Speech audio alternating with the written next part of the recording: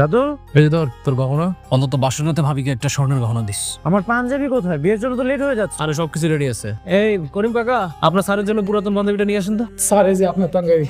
এটা কি পাঞ্জাবি? আচ্ছা আমি কি এতটাই গরিব? 200-300 টাকা দিয়ে তো পাঞ্জাবি একটা কিনে আনতে পারতি। আচ্ছা দাঁড়া, টেনশন নিস না, দেখতেছি। শোন রাতো, ওরা যেন বুঝতে পারে আমি গরিব, কোনোভাবেই যেন বুঝতে না পারে আমার তো অর্থবিত্ত আছে। দেখ মেঘলারে কত সুন্দর লাগতেছে, একবারে চাম দিলে হান লাগতেছে আঙ্গো বান্ধবীর রে। আচ্ছা হন, জানা এটা কিন্তু আমরা গেট দেবো।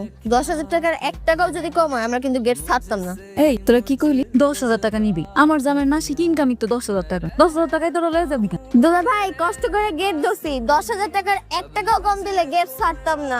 এই সামান্য গেটের জন্য 10,000 টাকা? এত টাকা দিতে পারবো না। শুনেন, যদি 5,000 টাকা হয় তাহলে বলেন। ওরা যদি জানতে পারে যে তুই 5,000 টাকা দিতে পারবি তাহলে তো বুঝতে পারবে যে আমাদের কাছে অনেক টাকা আছে। তো একটা কাজ কর, 100 টাকা দে। অন্তত 500 টাকা তো দেন। ঠিক আছে, দিয়ে দে। 200 টাকাই আছে, 200 টাকাই দেন।